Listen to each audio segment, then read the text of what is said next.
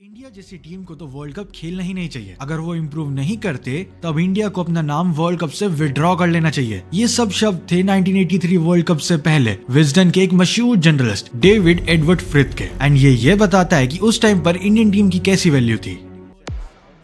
ये साल है 2025 और इंडियन क्रिकेट टीम अब इतनी स्ट्रांग हो चुकी है कि उसे हर टूर्नामेंट से पहले उस टूर्नामेंट का फेवरेट्स का दर्जा दिया जाता है। मगर ऐसा हमेशा से नहीं था। एक समय ऐसा भी था जब इंडियन टीम को वर्ल्ड कप खेलने के लिए भेजना भी बीसीसीआई के लिए एक बहुत बड़ा फाइनेंशियल लॉस हुआ करता था। एक टाइम था जब इंडियन क्रिकेट को वर्ल्ड क्रिकेट की सबसे कमजोर टीम्स में गिना जाता था और तो और रेसिज्म का शिकार होकर इंडियन टीम के प्लेयर्स को लॉर्ड्स में घुसने की परमिशन भी नहीं दी जाती थी। पैसों के मामले में भी बीसीसीआई इतना कमजोर था कि वर्ल्ड कप जीतने के बाद प्लेयर्स को इनाम देने के लिए खुद लता मंगेशकर जी को एक कॉन्सर्ट करके फंड्स रेज करने पड़े थे, जिससे वो टीम के प्लेयर्स को 1 लाख का अवार्ड प्राइज दे पाए। वहीं बीसीसीआई हर प्लेयर को 25,000 तक ही दे पा रहा था। इतना बुरा हाल था बीसीसीआई का उस टाइम पर। मैं बात कर रहा हूँ 1980s की, जब इंडियन क्रिकेट, इंडिया की इकोनॉमी और देश की स्टेबिलिटी सब कुछ डिक्लाइन थी। देश में कम्युनल राइट्स, पॉलिटिकल अनरेस्ट, ये सब चीजें चल रही थी। और ऐसे माहौल में देशवासियों के बीच में देश प्रेम की भावना जगाई 1983 के वर्ल्ड कप में। एक ऐसा वर्ल्ड कप जिसने इंडियन क्रिकेट का इतिहास बदल के रख दिया। एक ऐसा वर्ल्ड कप जिसके शुरू होने से पहले ही इंडिया को बेकार टीम का दर्जा मिल चुका था। आइए बात करते हैं उस हिस्टोरिक वर्ल्ड कप की।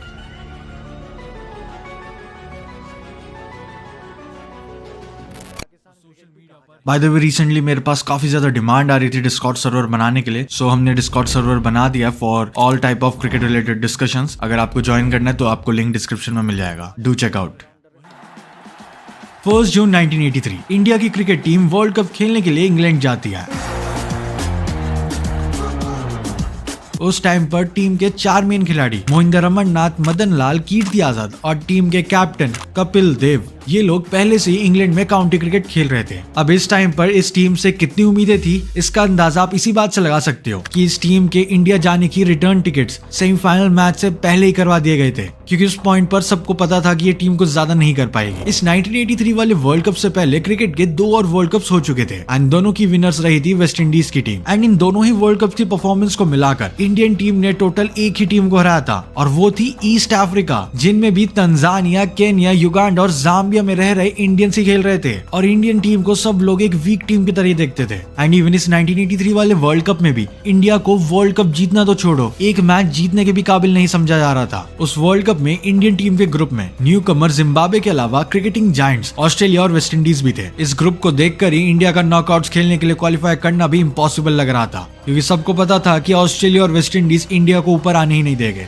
लेकिन इन सब नेगेटिव्स के अलावा भी काफी पॉजिटिव्स थे, जैसे कि इंडियन टीम में सबसे बड़ा नाम था लिटिल मास्टर सुनील गावस्कर का। छोटी हाइट के सनी पाजी अपनी कमाल की बैटिंग के लिए पूरी दुनिया में फेमस हो चुके थे। एंड इवन वो 10,000 रन पूरे करने वाले दुनिया के सबसे पहले प्लेयर थे। वर्ल्ड कप से ठीक पहले फॉर्म में एक डिप आने की वजह से उन्हें कैप्टनसी से हटा दिया गया था। लेकिन इस सब के बावजूद इस वर्ल्ड कप में उन्हें इंडिया की इकलौती उम्मीद की तरह भी देखा जा रहा था, जो कि बताने को काफी है कि वो कितने ज्यादा अच्छे प्लेयर थे। लेकिन उनकी जगह पर इस बार टीम का कैप्टन बनाया गया था एक यंग प्लेयर कपिल देव को। अब बात करते हैं बाकी के स्क्वाड की। उनके अलावा टीम में थे न्यू गावस्कर कहलाए जाने वाले दिलीप वेंगसरकर, कमाल के अटैकिंग ओपनर के श्रीकांत, टीम के इकलौते wicket keeper Syed Kirmani, promising allrounder Ravi Shastri, middle order batsman late Yashpal Sharma, Sandeep Patil और Kirti Azad, fast bowlers Balwinder Singh Sandhu, Roger Binny, Sunil Valson और मदन लाल। एंड टीम के वाइस कैप्टन थे मोहिंदर अमरनाथ। इस वर्ल्ड कप के शुरू होने से पहले इंडियन टीम के 4 मैचेस काउंटी टीम के अगेंस्ट करवाए गए थे, मगर टीम की हालत इतनी बुरी थी कि हम 4 में से 3 वार्म अप मुकाबले भी हार गए। ऑफ द फील्ड भी हमारी टीम के लिए टाइम काफी खराब चल रहा था, क्योंकि इंडियन टीम को इंग्लैंड में रेसिज्म का शिकार होना पड़ा था। क्योंकि जब इंडियन टीम के मैनेजर PR मान सिंह टीम के पासेस लेने के लिए ECB के हेडक्वार्टर्स जाते हैं, तब उन्हें लॉर्ड्स के स्टेडियम का एक्सेस तक नहीं दिया जाता। एंड इवन उन्हें बेइज्जत करते हुए ये कहा गया कि जब टीम इंडिया फाइनल्स पहुंचेगी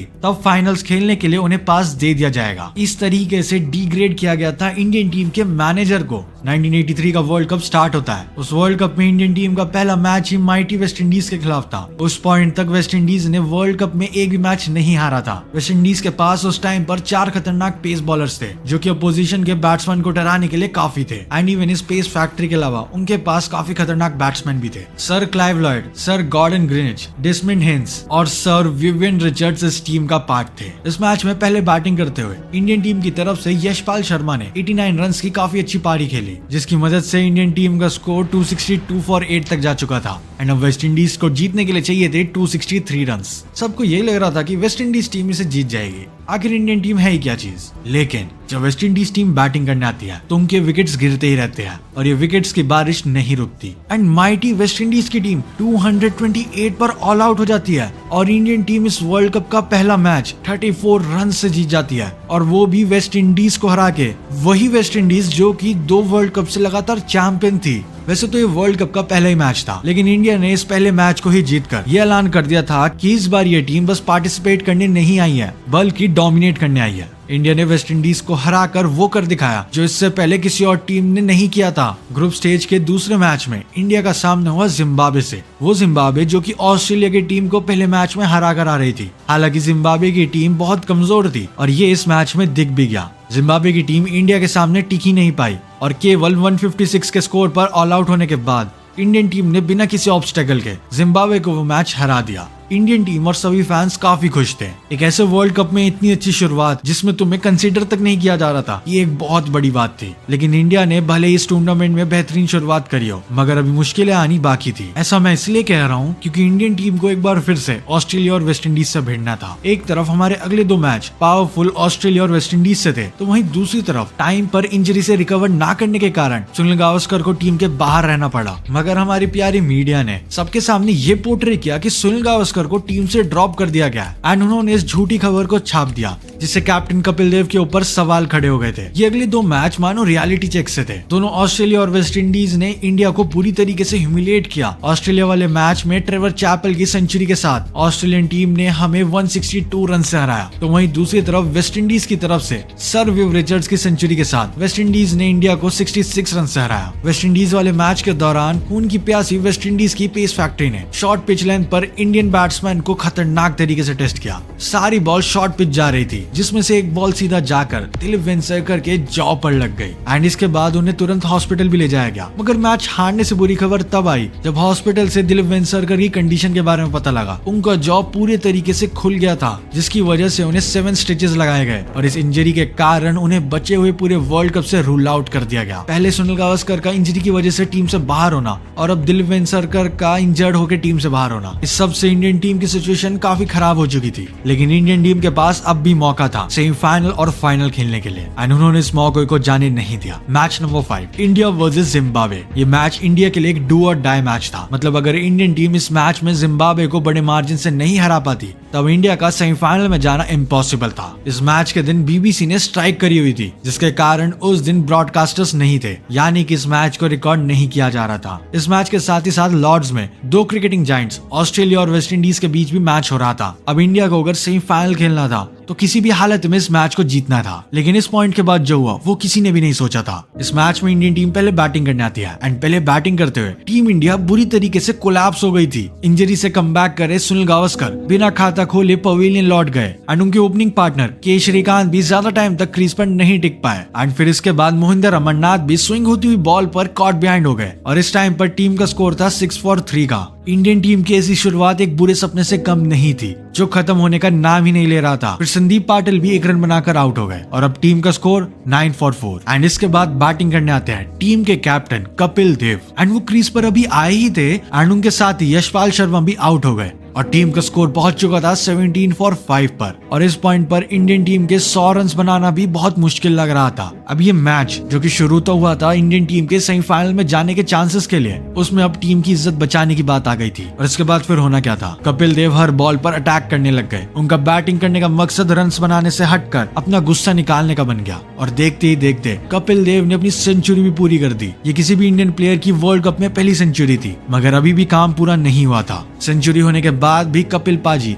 एक बार फिर से अपनी अटैकिंग बैटिंग कंटिन्यू रखते हैं और 60 ओवर्स के एंड तक बस ग्राउंड में चारों तरफ चौके छक्के मार रहे थे। कपिल पाजी ने 127 के स्ट्राइक रेट के साथ नॉट आउट 175 रन बना दिए थे, जिसमें उन्होंने 16 चौके और 6 छक्के मारे थे। ये ओडीआई फॉर्मेट का उस टाइम का सबसे बड़ा इंडिविजुअल स्कोर था। कपिल देव सिंगल हैंडेडली वो मैच जिम्बाब्वे के हाथों से छीन लेते हैं और इंडियन टीम 266 रन बनाती है, जिसके जवाब में जिम्बाब्वे की टीम 235 पर ऑल आउट हो जाती है और इंडियन टीम वो मैच 31 रन से जीत जाती है। लेकिन बात यहाँ पर खत्म नहीं हुई थी। इंडियन टीम का अगला मैच एक वर्चुअल क्वार्टर फाइनल के बराबर था। अब था ग्रुप स्टेज का लास्ट मैच एंड एक बार फिर से हमारे सामने माइटी ऑस्ट्रेलिया खड़ी हुई थी। ग्रुप स्टेज के पिछले मैच में ऑस्ट्रेलिया ने इंडिया को 162 रन से हराया था, मगर आज इंडियन टीम का मूड कुछ और ही था। टीम इंडिया इस मैच में डरते हुए नहीं बल्कि रिवेंज लेने की माइंडसेट से आई थी। इस मैच में इंडिया पहले बैटिंग करते हुए 247 का एक रिस्पेक्टेबल टोटल बनाती है एंड अब उसके बाद काम था इंडिया के बॉलर्स का, जिसमें इंडिया के फास्ट बॉलर बलविंदर सिंह संधू, मदन लाल और रॉजर बिनी ने ऑस्ट्रेलिया को घुटने पर ला दिया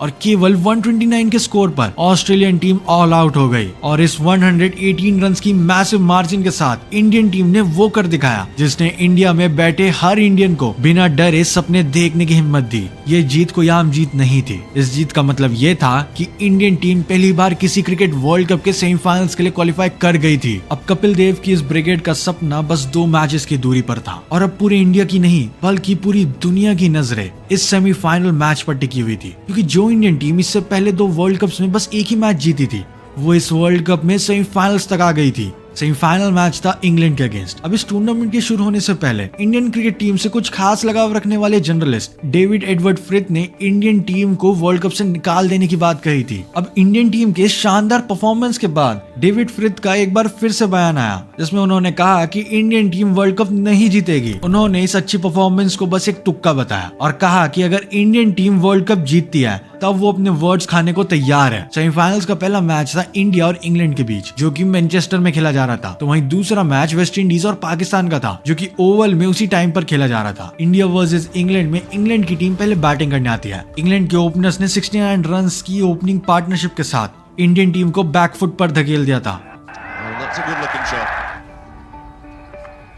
मगर हमारी ये इंडियन टीम भी कहां कम थी। इसके बाद इंडिया के बॉलर्स ने किसी भी इंग्लिश बैट्समैन को बड़े रन बनाने ही नहीं दिए।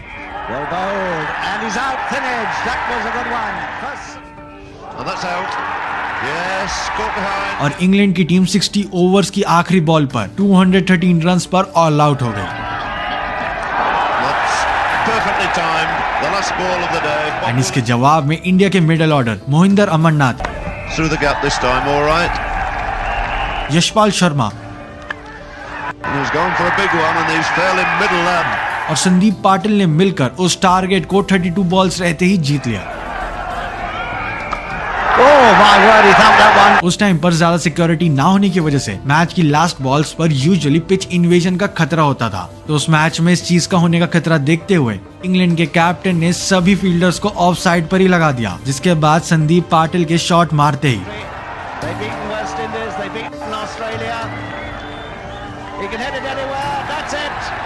सभी प्लेयर्स डगआउट की तरफ भागने लग गए। इंडिया ने होस्ट इंग्लैंड को वर्ल्ड कप से बाहर का रास्ता दिखा दिया था एंड इसका मतलब ये था कि इंडियन टीम फाइनल के लिए क्वालिफाई कर गई है। मैनेजर PR मान सिंह सहित पूरी टीम को लॉर्ड्स का स्पेशल पास एक्सेस दिया गया। दूसरी तरफ ओवल में वेस्ट इंडीज ने पाकिस्तान को हरा दिया था और वो अपना तीसरा कंसेक्यूटिव वर्ल्ड कप फाइनल खेलने के लिए तैयार थी। अब भले इस मैच का कोई भी नतीजा आता, मगर इंडिया ने इस टूर्नामेंट में ऐसी चीज कमाई थी जिसका कंपैरिजन ट्रॉफी से नहीं किया जा सकता एंड वो था सेल्फ कॉन्फिडेंस। अब पूरे वर्ल्ड में इंडियन टीम को एक वीक टीम की तरह नहीं बल्कि एक खतरनाक टीम की तरह देखा जा रहा था। कपिल देव की इस फौज ने वो कर दिखाया था जिसकी कोई कल्पना भी नहीं कर सकता था। इंडिया और वर्ल्ड कप के बीच में बस अब एक मैच था। उस टाइम पर सभी क्रिकेट फैंस की नजरें इस मैच पर टिकी हुई थी। डेट थी 25 जून 1983, India versus West Indies, the 1983 world cup final. ये मैच खेला जा रहा था लॉर्ड्स के प्रेस्टिजियस ग्राउंड पर, जिसकी पिच पर काफी ज्यादा घास थी, यानी कि फास्ट बॉलर्स के लिए पिच में काफी ज्यादा मदद थी। इंडियन टीम टॉस हार गई, यानी कि वो पहले गेम में पीछे हो गई थी और टीम में फास्ट बॉलिंग स्ट्रेंथ को देखते हुए मैक्सिमम लोगों ने वेस्ट इंडीज को ऑलरेडी विनर समझ लिया था। यहाँ तक कि इस मैच के बेटिंग ऑड्स भी 66:1 थे। कोई भी इंडियन बैट्समैन रन बनाने में कामयाब नहीं हो पाया।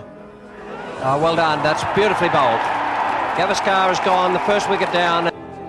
Always bowling, beautiful ball. और वेस्ट इंडीज के बॉलर्स रेगुलर इंटरवल्स में विकेट लेते जा रहे थे। That's out. Hold him. It's all over, that's the end. और इंडिया 183 पर ऑल आउट हो गई। सेमीफाइनल्स में भी सेम ऐसी कंडीशंस थी वेस्ट इंडीज और पाकिस्तान के मैच में, जहां वेस्ट इंडीज ने इतने ही स्कोर को पाकिस्तान की बेहतरीन पेस अटैक के सामने आसानी से चेस कर लिया था। 184 का टारगेट बहुत ही छोटा था। सबको यही लग रहा था कि वेस्ट इंडीज टीम इसे जीत जाएगी, मगर वो दिन कुछ और था और ये दिन अलग था क्योंकि ये इंडियन टीम का दिन था। पूरे टूर्नामेंट में स्ट्रगल करने के बाद अब इंडिया की बारी थी पूरी दुनिया को गलत प्रूव करने के लिए और बताने के लिए कि ये इंडियन टीम क्या कर सकती है। सेकेंड इनिंग में इंडियन टीम हर एक रन के लिए जान जोखिम में लगाने वाली थी। न्यू बॉल से बलविंदर सिंह संधू ने सर गॉर्डन ग्रीनिज को महज 1 रन पर चलता कर दिया, मगर फिर बैटिंग करने आते हैं the greatest batsman of all time, the gangster of cricket, sir Vivian Richards, and उन्होंने आते ही अग्रेसिव हिटिंग करना शुरू कर दिया। वो ग्राउंड के चारों तरफ बाउंड्रीज लगा रहे थे और 184 का वो टारगेट हर बॉल के साथ कम होता जा रहा था।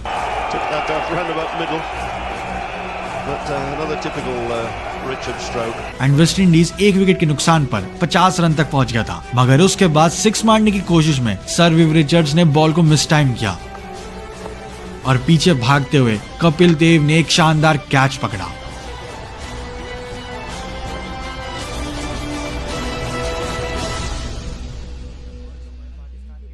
एंड वो कैच आज भी one of the most iconic and best catches में से एक है, जिसने पूरे मैच का रुख बदल दिया। और यहाँ से इंडियन टीम को एक छोटी सी होप दिखी और इंडिया के फास्ट बॉलर्स के सामने वेस्ट इंडीज का मिडिल ऑर्डर पूरी तरीके से कोलैप्स हो गया और देखते ही देखते वेस्ट इंडीज का स्कोर 66 फॉर 6 हो गया और अब इंडिया को बस वर्ल्ड कप दिखाई दे रहा था। मगर चीजें जितनी आसान दिखती है वो असल में नहीं होती। क्रीज पर विकेटकीपर बैट्समैन जेफ डूजॉन और बॉलर मेलकम मार्शन अभी भी टिके हुए थे। 183 का छोटा स्कोर बनाने के बाद इंडियन टीम वेस्ट इंडीज की तरफ से एक भी पार्टनरशिप अफोर्ड नहीं कर सकती थी। एंड इस मोमेंट पर कैप्टन कपिल देव ने अपना आखिरी कार्ड खेला। उन्होंने बॉल थमाई जिमी पाजी यानी कि मोहिंदर अमरनाथ को और ये सडन बॉलिंग चेंज इंडिया के इतना काम आया कि जिमी पाजी ने दोनों सेट बैट्समैन को आउट कर दिया और फिर वेस्ट इंडीज का स्कोर आ गया 140 फॉर 9 पर। मैच की सिचुएशन काफी इंटेंस हो चुकी थी और अब इंडियन टीम को वर्ल्ड चैंपियन बनने के लिए चाहिए था बस 1 विकेट। पूरा क्राउड ग्राउंड इन्वेजन करने के लिए रेडी था। बॉल थी मोहिंदर अमरनाथ के पास और उनकी बॉल जाकर सीधा माइकल होल्डिंग के पैड्स पर लगी। मानो एक पल के लिए वक्त थम ही गया था और उसके बाद अंपायर ने उंगली खड़ी करी और वेस्ट इंडीज की वो माइटी टीम ऑल आउट हो गई, जिसका मतलब ये था कि Indian team world cup final match 43 run से जीत गई और वर्ल्ड चैंपियन बन गई। ये मोमेंट ऐसा था जो कि वर्ड्स में बयान नहीं किया जा सकता एंड ये पूरा मोमेंट बताते हुए मुझे काफी अच्छा और प्राउड फील हो रहा है। वर्ल्ड कप की वो चमचमाती ट्रॉफी कपिल देव के हाथों में थी और उसी समय 7 समंदर पार पूरा इंडिया क्रिकेट के प्यार में गिरने को तैयार था। ये लड़ाई सिर्फ हार और जीत की नहीं थी, ये लड़ाई थी इज्जत की। इस जीत ने पूरी दुनिया को इंडियन क्रिकेट को सीरियसली लेने पर मजबूर कर दिया। यहाँ तक कि जिस टीम को लॉर्ड्स में घुसने की परमिशन तक नहीं दी गई थी, उसी टीम ने लॉर्ड्स में जाकर ये वर्ल्ड कप जीता था एंड इवन उसी टीम के घर पर अगला वर्ल्ड कप ऑर्गेनाइज किया गया था। ये कहानी दुनिया की सबसे बड़ी अंडरडॉग स्टोरीज में से एक है। कैसे एक टीम ने अगेंस्ट ऑल द ऑड्स जाकर existing world champion West Indies को हराकर पूरी दुनिया को शॉक में डाल दिया। एंड ऑल्सो इस फाइनल के 1 महीने बाद जनरलिस्ट डेविड फ्रिथ, जिन्होंने कहा था कि अगर इंडिया जीत गई तो वो अपने वर्ड्स खा जाएंगे, वो लॉर्ड्स के ग्राउंड पर गए और उन्होंने एक ग्लास रेड वाइन के साथ अपना लिखा हुआ न्यूज़पेपर आर्टिकल खा लिया। ये थी 1983 वर्ल्ड कप की स्टोरी, या फिर यूं कहूं ये थी स्टोरी इंडियन क्रिकेट के एक नए फेज की। इसके बाद इंडियन क्रिकेट किस ऊंचाई पर गया और कितने सारे लेजेंडरी प्लेयर्स दिए। इस जीत ने इंडियन टीम को एक इज्जत दी और इसने पूरे इंडिया में क्रिकेट के लिए पैशन और बढ़ा दिया। जिसके बाद इंडिया ने एक से बढ़कर एक लेजेंडरी प्लेयर्स दिए और इंडियन टीम ने कैसी हिस्ट्री बनाई है और किस ऊंचाई पर इंडियन टीम गई है, इसको पूरे वर्ल्ड ने विटनेस किया। अगर इंडियन टीम के 2008 में ऑस्ट्रेलिया में जाकर डोमिनेशन के ऊपर पूरी सीरीज देखनी है तो यहाँ पर क्लिक करो। अगर सचिन तेंदुलकर की कैप्टनसी के ऊपर वीडियो देखना है तो इस वीडियो पर क्लिक करो। Thanks for watching. जय हिंद।